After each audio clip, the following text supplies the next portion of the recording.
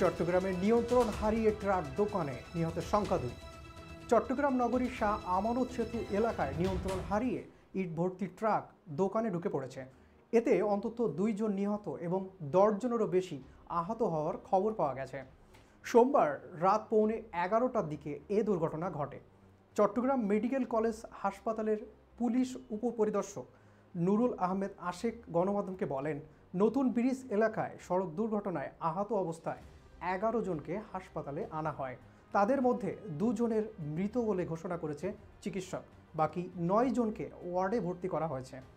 প্রত্যক্ষদর্শীরা জানান, শাহ আমানত সেতুর গোল চত্বর থেকে নিউ মার্কেটমুখী ইট বোঝায় একটি ট্রাক নিয়ন্ত্রণ হারিয়ে সিএনজি ও মোটরসাইকেলকে ধাক্কা দিয়ে রাস্তার পাশে দোকানে ঢুকে পড়ে। এতে সিএনজি এবং বাইক আরোহী দোকানে ও অবস্থানরতরা গাড়ি চাপা পড়ে।